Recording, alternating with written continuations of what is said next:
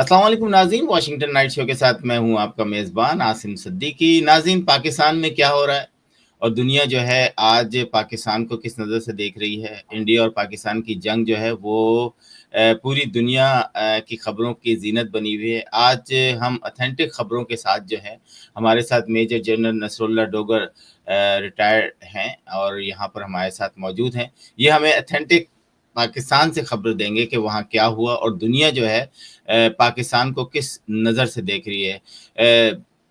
General صاحب، آپ کا بہت بہت شکریہ ہمارے ساتھ پروگرام میں آنے کے لیے۔ Thank you very much, welcome, thank you for inviting me. General صاحب، نارتھ امریکہ میں لوگ جو ہیں، آپ کو پتہ ہے سوشل میڈیا اس وقت جو ہے اتنی خبریں دے رہا ہے کہ کون سی خبر پہ یقین کرے اور کون سی خبر پہ یقین نہ کرے۔ تو آپ کو پروگرام میں لانے کا مقصد بھی یہی ہے میرا کہ نارتھ امریکہ میں جو لوگ ہیں ان کو صحیح خبر ملے کہ پاکستان کے اندر کیا ہو رہا ہے۔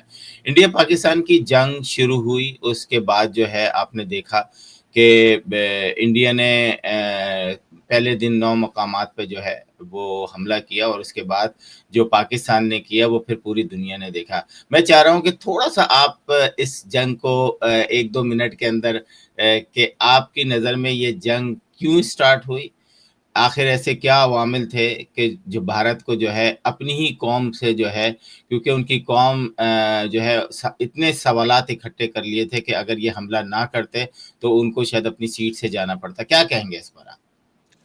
میرا خیال ہے بھارت کے اندر مختلف جگہوں پر انسرجنسیز اتنی زیادہ چل رہی ہیں کہ انہیں اٹینشن ڈائیورٹ کرنے کے لیے کوئی نہ کوئی ایونٹ چاہیے ہوتا ہے۔ یہ ریسنٹ جو پہلگام جس کی وجہ سے انڈیا نے سارا یہ ڈرامہ کیا، وہاں پہ جو دہشت گردی کا واقعہ ہوا تو وہ شاید ان کو ایکسپیکٹ نہیں کر رہے تھے، ان کے کنٹرول میں نہیں تھا، تو اس سے انہوں نے اٹینشن ڈائیورٹ کرنے کے لیے فوراً پاکستان کا نام لگا دیا اور غالباً پہلے 5 منٹ میں ہی انہوں نے کہہ دیا کہ پاکستان سے ہوا ہے۔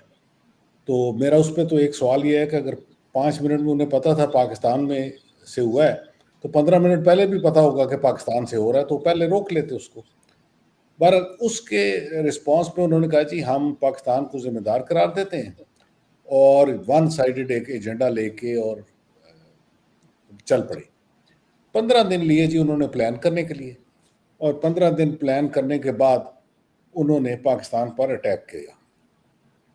اس اٹیک میں کوئی 8-9 ٹارگٹس انہوں نے لیے۔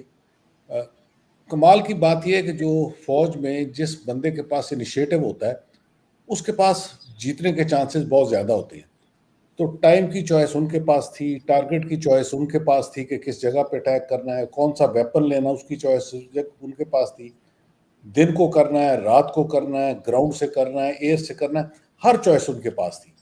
انہوں نے یہ ساری چوائسوں میں سے جو چوائس کی وہ تھی راکٹ اٹیکس کی۔ وہ 8 سے 9 جگہوں پر کیے۔ ٹارگٹ سلیکشن ان کی بہت عجیب تھی۔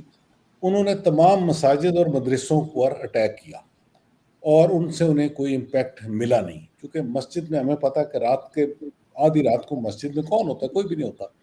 تو جتنی ڈیمیجز ہوئیں وہ یا تو کولیٹرل ڈیمیج ہے سارا، بیکاز یا کوئی ہمسایہ تھا، ساتھ والا تھا، کوئی گزر رہا تھا، ان لوگوں کے ڈیمیج ہوئی، تو کچھ ایکچولی اچیو نہیں کر سکے۔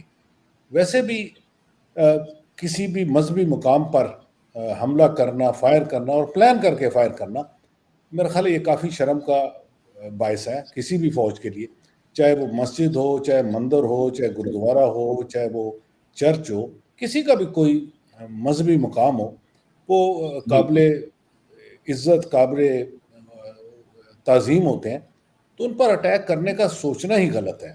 تو میرا خیال ہے بہت غلط ٹارگٹ سلیکشن، کچھ نہیں۔ اچھا جنرل صاحب، ہم نے یہاں واشنگٹن میں دیکھا، پریس ریلیز بھی ہوئی، اسٹیٹ ڈپارٹمنٹ نے بھی پریس ریلیز اور بریفنگ دی، سابق جو صدر صاحب تھے ان کا بھی بیان آیا، نائب صدر کا بھی بیان آیا۔ انڈیا کا یہ موقف کوئی قبول کرنے کو تیار نہیں ہے انٹرنیشنلی۔ ہم نے دیکھا کہ مختلف ممالک جو ہیں وہ بالکل انڈیا کا ساتھ نہیں دے رہے۔ اس وقت انڈیا جو ہے وہ ایسا لگتا ہے کہ شاید اکیلے کھڑا ہے، آپ نیپال کو دیکھ لیں، آپ سری لنکا کو دیکھ لیں، بنگلہ دیش کو دیکھ لیں، ترکی کو دیکھ لیں، چین کو دیکھ لیں، انہوں نے تو خیر بآواز بلند ایک طرح سے پاکستان کے ساتھ دینے کا کہا ہے۔ آپ کو کیا لگتا ہے کہ انٹرنیشنل میڈیا جو ہے وہ ایسا لگ رہا ہے کہ وہ بیچ میں آئیں گے اور آ کے سیز فائر کرانے کی کوشش کریں گے؟ کیونکہ پاکستان نے تو ابھی صرف ان کی چیزوں کا جواب دیا ہے، ابھی بدلہ تو لیا نہیں، میزائل کا جواب، میزائل تو دیا نہیں، وہ اپنی پلاننگ کریں گے، کب کریں گے وہ بہتر جانتے ہیں۔ کیا دیکھتے ہیں آپ کہ یہ آگے ہونے والی جنگ کنٹینیو تھوڑی سی رہے گی یا اور بڑھے گی یا اس میں کمی آئے گی؟ میرا خیال ہے کہ انڈیا نے جو ون سائیڈڈ اگریشن اڈاپٹ کی ہے تو لوگوں نے، دنیا نے اس کو ایز اے اگریسر تقریباً ایکسیپٹ کر لیا ہے۔ کسی نے کھلے طور پر ایکسیپٹ کر لیا ہے، کسی نے کم کھلے طور پر ایکسیپٹ کیا ہے، اور اسی سلسلے میں پاکستان اپنا رائٹ ٹو ریٹیلیٹ بھی ریزرو رکھ رہا ہے۔ جہاں تک انٹرنیشنل کمیونٹی کی بات ہے، میرا خیال ہے اس دور میں کوئی انٹرنیشنل کمیونٹی کا کوئی ممبر بھی کانفلکٹ نہیں چاہتا، اور اس لیے کانفلکٹ کو تو کوئی بھی سپورٹ نہیں کرے گا، چاہے وہ یو این ہو، چاہے جن ممالک کا آپ نے ذکر کیا وہ ہوں، ریجنل ممالک ہوں یا ریجن سے باہر کے ہوں۔ So no one is for the conflict at the moment, اس لیے ان کی کوشش ہوگی کہ کانفلکٹ نہ آگے بڑھے، اور اسپیشلی ایک ایسی کانفلکٹ جس کو ایک چھوٹے سے ٹیررسٹ اٹیک کے بہانہ بنا کر ایک دوسرے ملک پر حملہ کر دینا، اس کے بعد اتنے میزائل فائر کرنا اور یہ وہ کر دینا، تو میرا نہیں خیال کہ اس کو انٹرنیشنل سپورٹ ملے گی۔ ظاہر انڈیا کا ایک اپنا کلاؤڈ ہے دنیا میں، لیکن وہ بھی کلاؤڈ اس کے ساتھ کھڑا ہوتا نظر نہیں آ رہا۔ انفیکٹ ہمارے پاس اس وقت تھوڑی سی فیوریبل سچویشن ہمیں دنیا میں مل رہی ہے، ہمارا نیریٹو دنیا کو شاید سمجھ بھی آ رہا ہے۔ ایون جو لاسز ہوئے، انڈیا نے بہت کنفیوژن کرنے کی کوشش کی ہے، لیکن دنیا نے لاسز ایکسیپٹ کر لیے ہیں، تو اس پہ ہمارا میڈیا، ہمارے گورنمنٹ، ہماری پالیسی، میرا خیال ہے اس کا کافی عمل دخل رہا ہے اور کافی سکسیسفل طریقے سے ہم نے اس کو ہینڈل کیا ہے۔ اچھا، اس دفعہ میں نے ایک اور بھی چیز دیکھی کہ جو پاکستانی سفارت خانے ہیں دنیا کے اندر وہ بھی ایکٹیو نظر آئے۔ ہم نے اپنے واشنگٹن میں جو ایمبیسڈر ہیں ان کو دیکھا کہ فاکس ٹی وی پہ بیٹھ کے یا سی این این پہ بیٹھ کے یا دوسری جگہوں پر، یا انہوں نے مختلف جو امریکن صحافی ہیں ان کو بریفنگ دیتے ہوئے پاکستان کا موقف بہت اچھی طرح بتایا۔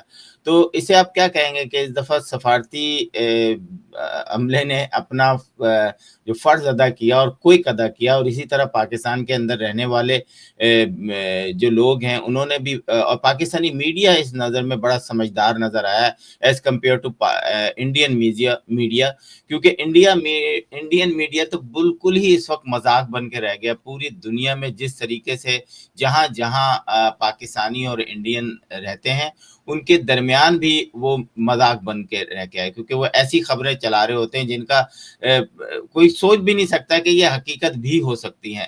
تھوڑا سا میں چاہوں گا کہ آپ مجھے یہ بتائیں کہ ہمارے جب یہ جنگی جہاز گرے اس میں مختلف، کوئی 5 بتا رہا ہے، کوئی 3 بتا رہا ہے، لیکن انٹرنیشنل میڈیا کئی جگہ پر انہوں نے کوٹ کیا ہے، 3 تو بالکل 100% ہے۔ جو انڈیا کا ایک اس وقت ایک طرح سے انہوں نے جو جنگ شروع کی ہوئی وہ میڈیا میں شروع کی ہے، تو آپ اس کو کیسے دیکھتے ہیں کہ آئندہ آنے والے دنوں میں جو ہے وہ پاکستان اس کو کس طریقے سے ایکسیپٹ کرتا ہے ان خبروں کو؟ انڈیا نے جیسے یہ انسیڈنٹ ہوا تو انڈیا نے ایک میڈیا بلیٹس لانچ کر دی، اور اس کا ہمیں فائدہ یہ ہو گیا کہ ان 15 دنوں کے اندر ہماری قوم جو تھی نا بالکل ایک دفعہ اکٹھی ہو گئی، اور اس دوران میں تو جو قوم کے، ہمارے ہر ملک کے اپنے ڈسپیوٹس ہوتے ہیں، آپس کے سیاسی اختلافات ہوتے ہیں، مذہبی اختلافات ہوتے ہیں، ریجنل ہوتے ہیں، سب کو چھوڑ کر ایک پیج پر سارے آ گئے۔ تو ان 15 دنوں نے یہ بڑا اچھا کام کیا کہ گورنمنٹ کے مختلف ڈپارٹمنٹس، جو ہماری سوشل میڈیا کی انڈیپینڈنٹ لوگ ہیں، ہمارے ٹی وی چینلز، دوسرے ہمارے influencers, they all became on one page. لہٰذا اس کا رسپانس ہماری طرف سے بڑا کوآرڈینیٹڈ اور اچھا رسپانس گیا ہے، جس کی وجہ سے ہم دنیا کو یہ باور کرا سکے ہیں کہ انڈیا اگریسر ہے، انڈیا کے جہاز گرے ہیں، حالانکہ انہوں نے بہت کنفیوژن کرنے کی کوشش کی ہے، جس سے جیسے آپ نے کہا 3 سے 5 جہازوں کی بات چیت چل رہی ہے. میں 5 سے 6 کہتا ہوں لیکن چلو 3 سے 5, 3 تو کنفرم ہے. اینڈ اس میں انٹرسٹنگ بات یہ ہے کہ اس میں 2 سے 3 رافیل ایئر کرافٹس ہیں جو دنیا کا لیٹسٹ 4.5 جنریشن کا ایئر کرافٹ ہے. میرا خیال ہے وہ صرف انڈین آرمی ہی ہے جو اس کو گرا سکتی ہے, ورنہ اس کو گرانا آسان کام نہیں تھا کسی کے لیے. تو اس میڈیا میں غالباً پہلی دفعہ ہماری طرف سے رسپانس اتنا کوآرڈینیٹڈ گیا ہے میڈیا سائٹ پہ, انفارمیشن سائٹ پہ, پبلک ریلیشن سائٹ پہ, کہ اس کا امپیکٹ دنیا میں نظر آتا ہے. ہمارے پوائنٹ آف ویو کو دنیا میں کوئی افادیت اس نے کریٹ کی ہے, لوگ اس کو ایکسیپٹنس دے رہے ہیں. اچھا, ایک سوال جو ہے یہاں پر بہت گھوم رہا ہے, خیر مجھے تو اس کا جواب پتہ چل گیا. میں چاہتا ہوں کہ آپ ہمارے ناظرین کو یہ بتائیں کہ تقریباً اب تک 39 ڈرونز جو ہیں وہ پاکستان کی آرم فورسز جو ہیں ان کو ٹارگٹ کر چکی ہیں. لیکن لوگوں کا ایک سوال یہ ہے کہ وہ سینکڑوں کلومیٹر کا سفر طے کر کے شہروں کے اندر تک ڈرون کیوں پہنچتے ہیں؟ آخر یہ ڈرون کرتے کیا ہیں؟ تھوڑا بہت ہمارا جو میڈیا ہے اس نے بتانے کی بھی کوشش کی ہے, لیکن میں چاہتا ہوں کہ اس کو تھوڑا سا آپ بتائیں کہ آخر ایسا کیا ہے کہ پاکستان کے جو لا انفورسمنٹ ہے ان کو ٹارگٹ بارڈر کے پاس کیوں نہیں کرتی اور ان کو موقع کیوں دیتی ہیں؟ کیونکہ یہ موسٹلی ان میں سے ایسے ڈرون ہیں جو ون سائیڈڈ ہوتے ہیں, جو صرف واپس جانے کے لیے نہیں آئے ہوتے, وہ صرف اندر گھستے ہیں اور آپ کے جو حساس مقامات ہیں ان کو ٹارگٹ کر کے اس کی معلومات جو ہے وہ جہاں پر بھی ان کا ہیڈ کوارٹر ہے وہاں تک پہنچاتے ہیں. کیا کہیں گے آپ, اس کو تھوڑا سا ڈسکرائب کریں گے؟ میرا خیال ہے انڈیا کا یہ جو اتنا بڑا ڈرون کا انہوں نے ایک بارش ہی کر دی تھی, اس کے 2 مقاصد مجھے نظر آتے ہیں. ایک مقصد تو یہ ہے کہ قوم کو یہ کہنا کہ دیکھیں ہم کہاں تک پہنچ سکتے ہیں, ہم پشاور بھی پہنچ جائیں گے, پنڈی بھی پہنچ جائیں گے, تاکہ قوم میں ایک وہ خوف یا انسرٹنٹی کریٹ ہو کہ انڈیا کی ریچ کتنی زیادہ ہے. دوسرا ایک جو اس کا ٹیکنیکل اور ملٹری ایم تھا وہ یہ تھا کہ ان ڈرون سے وہ چاہتے تھے کہ ہمارے جو ریڈارز ہیں وہ اوپن اپ ہو, ہمارے جو میزائل سسٹمز ہیں وہ اوپن اپ ہو, اور ان کا یہ ڈیٹا پک اپ کر کے ان کی میپنگ کر لی جائے. لیکن میری اطلاع یہ ہے کہ ہمیں اندازہ تھا کہ یہ کس پرپز کے لیے آ رہے ہیں, تو ہم نے اپنی جو وائرلیس اور جو الیکٹرانک سائلنس ہے اس کو برقرار رکھا, اور ہم ان سے ٹیمپٹ نہیں ہوئے ان ڈرونز کی وجہ سے. تو یہ تو ایک پارٹ ہو گیا کہ ڈرون کیوں انڈیا نے لانچ کیے. دوسرا پارٹ آپ نے یہ کہا کہ یہ ڈرون اتنی دور تک کیسے آ گئی.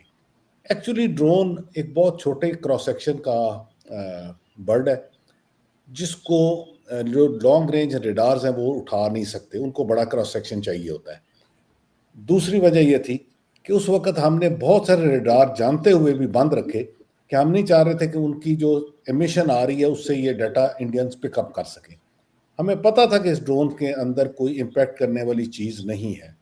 آپ نے کہا کہ 37 سم تھنگ جو آج D G I S P R نے ڈیٹا دیا ہے اس میں 77 ڈرونز پاکستان نے گرائے ہیں جی.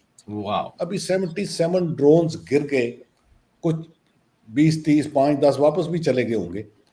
انہوں نے امپیکٹ کیا کیا؟ میرے خیال 4-5 کیجولٹیز ہیں سارے ملک میں.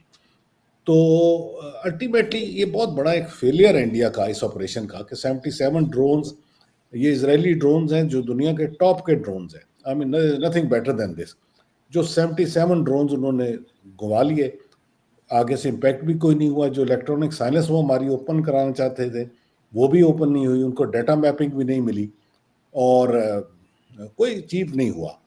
ایکچولی یہ دونوں دن ایسا انہوں نے کام کیا کہ ایکشن ان کا تھا لیکن ہمارے رسپانس کی وجہ سے وہ دونوں دن لاس میں چلے گئے اور بڑے سیریس لاسز کر لیے.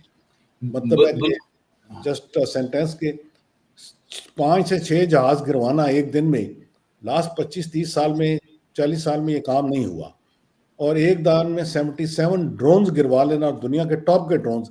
میرے خیال ہے یہ بھی ایک ورلڈ ریکارڈ ہے. آج تک 15-20 سال میں ایسا نہیں ہوا, not in Russia, not in Ukraine. تو یہ صرف اس کانفلکٹ کا یہ دیکھیں اس کا اتنا امپیکٹ ہے. جنرل صاحب ہم نے بہت دفعہ پاکستان کے بارے میں ایسی خبریں سنی، پاکستان کی فوج کے بارے میں ایسی خبریں سنی کہ جی کس طرح کی ہے اور کوئی ایسا کام نہیں کری. اس دفعہ ہم نے جو خبریں سنی، ہم نے مختلف چینلز پہ بیٹھ کر لوگوں کو یہ کہتے سنا کہ پاکستان کی فوج نمبر 1 ہے، اس سے آسان نہیں ہے. پاکستان کی فوج پچھلے 30-40 سال سے جو ہے مختلف وار کے دوران ہے. پاکستان کی جو فوج ہے وہ یونائٹڈ نیشن کے ساتھ مل کے بھی کام اس نے بہت کیا ہے. پاکستان کو جتنا لڑنے کا تجربہ ہے اتنا انڈین فوجیوں کو بالکل نہیں ہے. اچھا لگا سن کر کہ پاکستان کی فوج کا آج جو ہے ڈنکا پوری دنیا میں بج رہا ہے.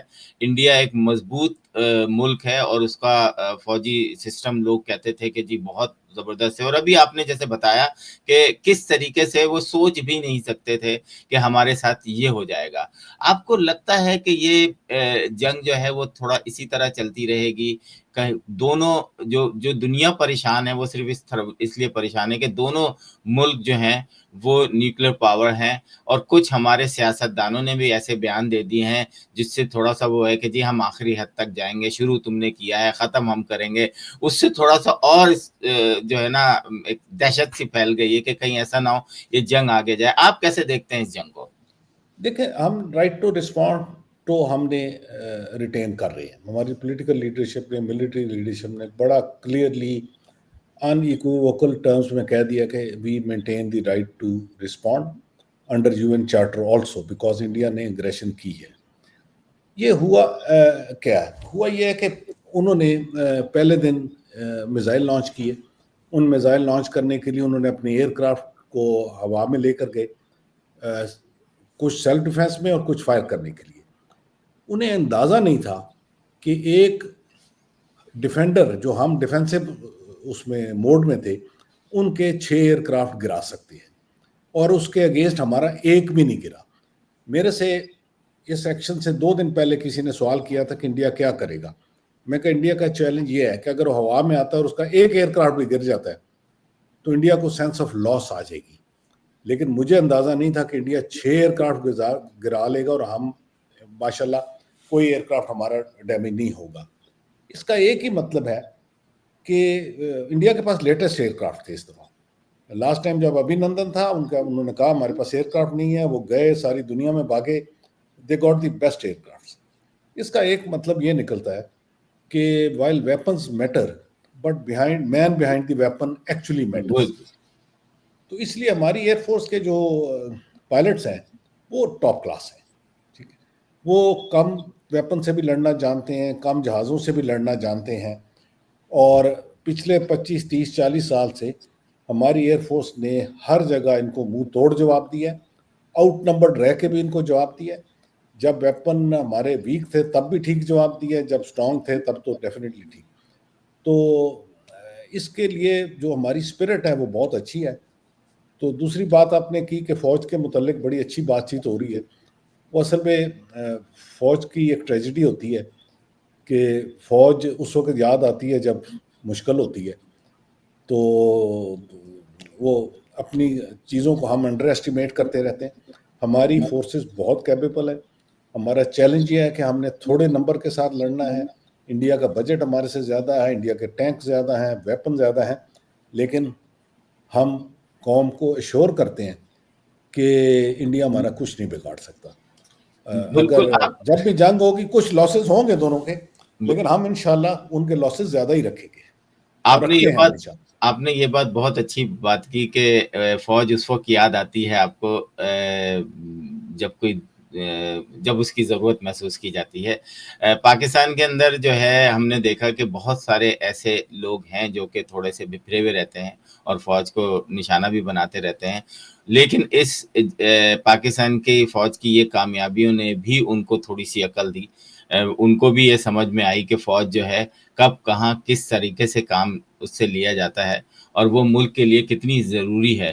جنرل صاحب، کشمیر کے اندر جو واقعات ہوئے، کشمیر کے اندر جس طریقے سے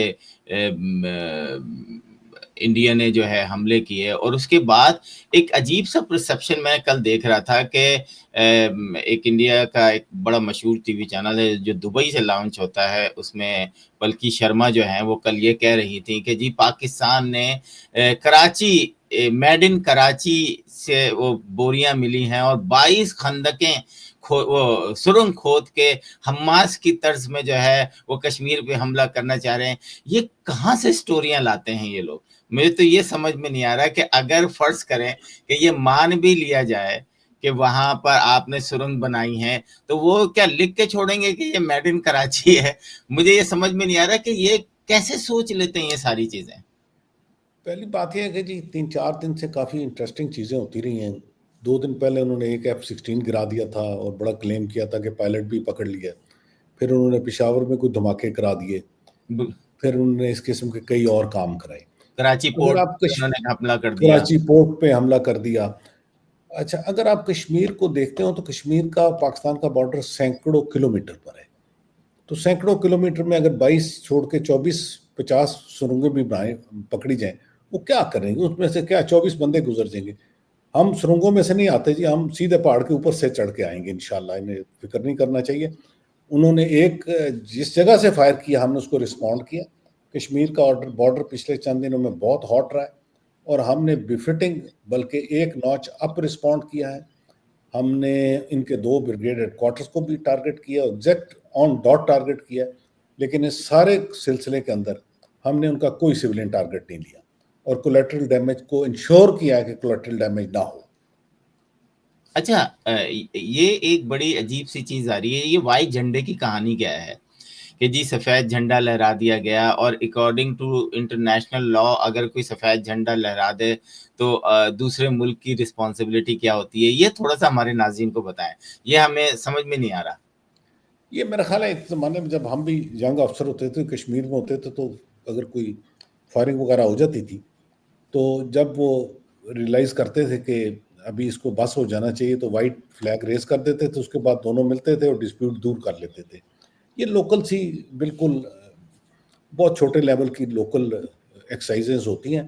یہ کل پرسوں سے میں نے بھی سنا ہے وائٹ جھنڈا، بٹ اتنی کانفلکٹ میں آئی ڈونٹ نو، یہ کوئی پرانی پکچر بھی ہو سکتی ہے۔ اس کو میں اتنا میرے خیال ہے ویٹیج نہیں دوں گا۔ یہ بہت چھوٹے لیول پہ ہوتی ہے اور اس وقت ہوتی ہے جب باقی پیس اور کسی ایک جگہ پہ کنفیوژن ہو جائے اور دونوں سائڈ کو پتا ہو کہ یہ کنفیوژن ہے اور اسے ہم نے ابھی کنٹرول کرنا ہے۔ تو میرا خیال اتنی بڑی کانفلکٹ میں نہیں ایسا ہوتا۔ تھینک یو، بہت بہت شکریہ آپ کا کہ آپ نے بالکل ایمانداری سے جو ہے اپنا آپ نے ایک زبردست سا جواب دیا ہے کہ ناظرین سوشل میڈیا اور اے آئی جو ہے آج دنیا میں اتنے اسٹرانگ ہو چکے ہیں کہ آپ کو صحیح اور غلط کا جو اس تجزیہ جو ہے بڑا مشکل ہو جاتا ہے، اور اس میں پروفیشنل لوگ بھی دھوکہ کھا جاتے ہیں۔ لیکن مختلف چینلز پہ بڑے بڑے جرنلسٹ بیٹھ کر جب یہ دعویٰ کر رہے ہوں کہ جی ہم نے یہ کر دیا اور ہم نے وہ کر دیا، پاکستان تباہی کے دہانے میں ہے، اور اس کے بعد سوشل میڈیا پہ فوراً ہی پتہ چلتا ہے کہ جناب لوگ میمز بنا رہے ہیں کہ جناب دیکھیں پشاور میں جس جگہ انہوں نے حملہ کیا ہے یہاں پر لوگ باہر بیٹھ کے کھانا کھا رہے ہیں، چاہے کراچی میں آپ نے پورٹ پر حملہ کر دیا ہے وہاں پہ لوگ کھڑے ہو کے میمز بنا رہے ہیں یا بتا رہے ہیں دنیا کو کہ جناب ایسا کچھ بھی نہیں ہے، آپ اسلام آباد تک گھس گئے، اور اس میں بڑے بڑے اینکر جو ہیں وہ اس سوشل میڈیا کی خبروں کو جو ہے وہ آگے پھیلا رہے ہوتے ہیں جن کے ملینز آف فالوورز ہوں۔ تو یہ جو جنگ ہے یہ جنرل صاحب آپ کے زمانے کی جنگ وہ صرف ایک ہی محاذ پہ لڑی جاتی تھی، جہازوں سے، گولیوں سے، ٹینکوں سے۔ آج جو ہے ہیکرز ایکٹ وہ ہو گئے، اور ہم نے دیکھا کہ پاکستان کے اندر بڑی زبردست قسم کی ایک مہم بھی چلی کہ جناب اب اپنے کمپیوٹر جو ہیں، اپنے جو بڑی بڑی کمپنیز ہیں ان کو بھی آپ لوگوں نے وارن کیا کہ جناب آپ جو ہیں تھوڑا سا وہ رہیں، کیونکہ پاکستان میں جو ہے وہ 2 طرف سے ایک تو گولے اور جہاز اور یہ سب تو کیے جا رہے ہیں، لیکن ہیکرز جو ہیں وہ آپ کی لوگوں کو جو ہے دوسری طریقے سے نقصان پہنچا سکتے ہیں۔ آپ کو لگتا ہے کہ پاکستان جیسا دکھتا ہے کہ جی وہ تھرڈ ورلڈ کنٹری ہے اور یہ ہے، اور جناب شاید وہاں پر جو ہے اس وقت بہت برا حال ہے، ایک ایسی گورنمنٹ آئی تھی جس نے سب کچھ تباہ کر دیا ہے، یا پاکستان مجھے تو لگتا ہے کہ بہت زیادہ ایکٹیو ہے، سائبر اٹیک کے لیے بھی تیار ہے؟ آپ کیا کہیں گے کہ اس وقت پاکستان کو آپ کتنا اسٹرانگ دیکھ رہے ہیں؟ देखिए जी, दुनिया डिजिटल डायमेंशन में बॉर्डरलेस हो चुकी है, और ये जो डिजिटल अटैक्स हैं ये पाकिस्तान पर आज पहले भी करते रहे हैं, इंडिया से भी आते हैं, शायद दूसरी जगहों से भी आते होंगे। इसको बड़ा हम सक्सेसफुली हैंडल करते हैं। और जहाँ तक ये दूसरा आपने कहा कि पाकिस्तान एक मॉडर्न सोच की कंट्री है, हमारी यंग जनरेशन की सोच वही है जो मॉडर्न और एडवांस कंट्रीज की है। रिसोर्सेज की कमी है, और इंटरेस्टिंग बात यह, जहाँ पे रिसोर्सेज कम होते हैं वहाँ पे अगर सोच एडवांस्ड हो और मॉडर्न हो तो इनोवेशन ज़्यादा हो जाती है। सो हमारी younger generation is more innovative because उसके पास रिसोर्स नहीं है और उसने सोच है, तो उसने इस गैप को जब पूरा करना है तो वो इनोवेशन के थ्रू करती है। सो हम इन चीज़ों में इंशाल्लाह वी आर नॉट लैकिंग। हमारे हम बेसिकली अंडर डेवलप्ड कंट्री हैं, इंडिया भी अंडर डेवलप्ड कंट्री है, तो वो मसाइल ज़रूर हैं।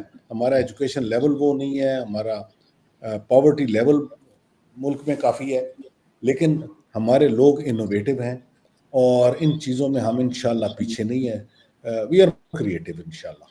बिल्कुल आपने सही कहा। पाकिस्तान जो है अभी भी जो दुनिया के खुशहाल ममालिक हैं उसमें जो है वो इंडिया से बहुत ज़्यादा खुशहाल है, और ये नंबर्स मैंने नहीं दिए, ये मुख्तलिफ एजेंसीज जो ये चीज़ें देखती हैं वो जो सर्वे करती हैं ये उन्होंने बताया है। तो ये एक बड़ा खुश आइंद बात है कि पाकिस्तान जो है वो अभी भी बहुत बड़े ममालिक, इंडिया जैसे ममालिक से भी खुशहाल है। जनरल साहब आपका बहुत बहुत शुक्रिया। मैं चाहूँगा आखिरी एक ऐसा क्वेश्चन है जो उसका जवाब हमारे नाज़रीन जो हैं वो ज़रूर चाहेंगे कि क्या अभी तक ऐसा लगता है कि पाकिस्तान में इस जंग की वजह से कोई माशी बहरान आया हो, या माशी तौर पे पाकिस्तान थोड़ा सा पीछे गया हो, या अभी भी स्ट्रॉन्ग एज लाइक बिफोर? नहीं जी, ऐसी कोई बात नहीं है। We are as strong as we were. इसमें अगर देखने की बात यह है कि हमारे पास जो वेपन सिस्टम है वो ज़्यादा हमारे अपने हैं, या अगर वो बने हैं चाइना के भी हैं तो चाइना के कोलैबोरेशन के पास से बने। इंडिया के पास अपना एयरक्राफ्ट, कॉम्बैट एयरक्राफ्ट नहीं है। हमारा JF-17 वर्ल्ड क्लास एयरक्राफ्ट है जी, ठीक है। हमने जो टेक्नोलॉजी की आप बात कर रहे थे, हमने मुख्तलिफ वेपन सिस्टम्स को आपस में खुद इंटीग्रेट किया, हमारे इंजीनियर्स ने इंटीग्रेट किया हुआ है। वो चाइनीज़ मिसाइल हों, वो वेस्टर्न मिसाइल्स हों, ईस्टर्न जहाज हों, इन सब को इतना इंटीग्रेटेड सिस्टम है। हमारा जो सर्विलेंस सिस्टम है इतना इंटीग्रेटेड है और होम ग्रोन है, तो इसलिए हमें कॉस्ट भी रालवन कंपेयर टू इंडिया बहुत कम पड़ती है। इंडिया का तो जो फर्स्ट डे के लॉसेज है, मैं उनको कहता हूँ कि जी 1 बिलियन फियास्को है।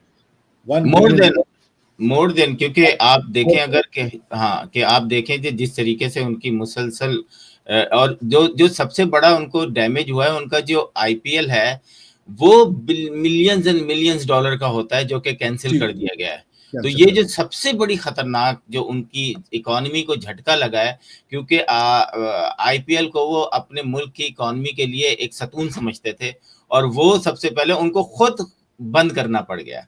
ये एक बहुत बड़ी जो है मेरा ख्याल है पाकिस्तान की फतह कह लें इसको, कि इस रिएक्शन के बाद उनको अंदाजा नहीं था कि इस तरह का रिएक्शन आएगा, और इस तरीके से उनको पूरा शहर मेरा ख्याल है कि आखिरी दफा हमें नहीं याद कि इंडिया के अंदर ब्लैकआउट्स हुए हों और पूरे के पूरे जो है शहर जो है बंद कर दिए गए हों। जनरल साहब, मैं चाहता हूँ आखिरी मैसेज नॉर्थ अमेरिका के नाजरीन को आप देना चाहते हैं तो प्लीज कोई शेयर करें, कोई बात। मैं अपने लोगों को भी और नॉर्थ अमेरिका के नाजरीन को भी, आप अमन और सुकून से सोएं। हमारी पाकिस्तान की मिलिट्री फोर्सेस जाग रही हैं और आपको किसी किस्म की फ़िक्र नहीं है। इंशाल्लाह पाकिस्तान को कोई गज़ब नहीं पहुंचा सकता, कोई नुकसान नहीं पहुंचा सकता। हम इंडिया को बड़ा बेफिटिंग रिस्पांस दे सकते हैं, देते रहे हैं और आइंदा भी देंगे। और इंशाल्लाह कोई घबराने की ज़रूरत मुझे तो नहीं नज़र आती। थैंक यू, बहुत बहुत शुक्रिया। नाज़रीन, ये था आज का प्रोग्राम, और यकीनन आपके बहुत सारी ऐसी चीज़ें जो आपके जहन में सवालात थे, उन आप लोग को जवाब उसके मिल गए होंगे। जनरल साहब, आपसे जो है हमारा फिर राब्ता होगा, हम अपडेट्स आपसे लेते रहेंगे। आपका बहुत बहुत शुक्रिया। नाज़रीन, आज तक के लिए बस इतना। आसिम सिद्दीकी को इजाज़त थैंक दीजिए। You very much. खुदा हाफिज़। Thank you.